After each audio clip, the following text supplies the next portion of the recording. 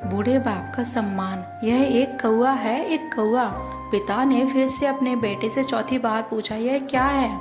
इस बार बेटा अपने पिता पर चिल्लाया।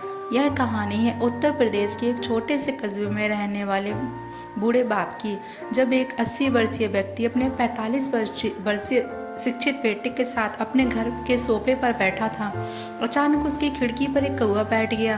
पिता ने अपने बेटे से पूछा, यह क्या है? बेटे ने जवाब दिया, यह एक कौवा है। कुछ मिनटों के बाद पिता ने अपने बेटे से दूसरी बार पूछा, यह क्या है? बेटे ने कहा, यह एक कौवा है। थोड़ी देर बाद बूढ़े पिता ने अपने बेटे से तीसरी बार पूछा, यह क्या है? इस समय बेटे के स्वर में कुछ जलन महसूस हुई। तब उसने अपने पिता से झुलझुलाते हुए बोला, यह एक कौवा है, एक कौवा। थोड़ी देर बाद पिता ने फिर से अपने बेटे से चौथी बार सवाल पूछा, यह क्या है? इस बार बेटा अपने पिता पर चिल्लाया, आप मुझसे बार बार एक ही सवाल क्यों पूछते रहते हैं? हालांकि मैंने आपको कई बार बता चुका हूँ, यह एक कौवा है। क्या आप इसे समझ नहीं पा रहे हैं? थोड़ी देर बाद पिता अपने कमरे में गए और एक पुरानी डायरी लेकर वापस आए, जिसे उन्होंने अपने बेटे के जन्म के बाद से बनाया था।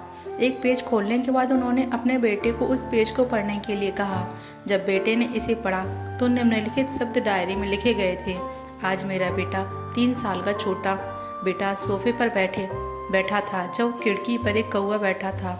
मेरे बेटे ने मुझसे 23 बार पूछा कि यह क्या है। मैंने 23 बार जवाब दिया, यह एक कौवा है। मैंने उसे हर बार प्यार से गले लगाया और उसने मुझसे 23 बार फिर से वही सवाल पूछा। मुझे इस बात से बिल्कुल भी चिढ़ नहीं हुई। मैंने अपने मासूम बच्चे के लिए प्यार महसूस किया, जबकि छोटे बच्चे ने उससे 23 बार पूछा, यह क्या है? पिता को 23 बार पूरे सवाल का जवाब देने में कोई जलन महसूस नहीं हुई। और आज जब पिता ने अपने बेटे से सिर्फ 4 बार यही सवाल पूछा तो बेटे को चिढ़ और गुस्सा महसूस हुआ। इसे पढ़कर बेटे को अपने किए गए व्यवहार का पता चल गया था, जिसके चलते अब वह मन ही मन बहुत शर्मिंदा हो रहा था। शायद उसे अब किए गए अपने बूढ़े पिता के प्रति व्यवहार का पता चल गया था। इसलिए यदि आपके माता पिता जब बुढ़ापे में होते हैं, उन्हें ना तो पीछे छोड़ें और ना ही उन्हें एक बोझ के रूप में देखें, बल्कि उनके साथ एक दयालु शब्द बोलें, शांत, आज्ञाकारी, विनम्र और उनके प्रति दयालु बने।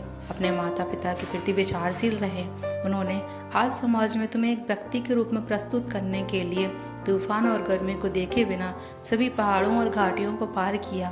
भगवान से प्रार्थना करें, मैं अपने बूढ़े माता पिता की सर्वोत्तम तरीके से सेवा करूंगा। मैं अपने प्यारे माता पिता को सभी अच्छे और दयालु शब्द कहूँगा, चाहे वे कैसे भी व्यवहार करें।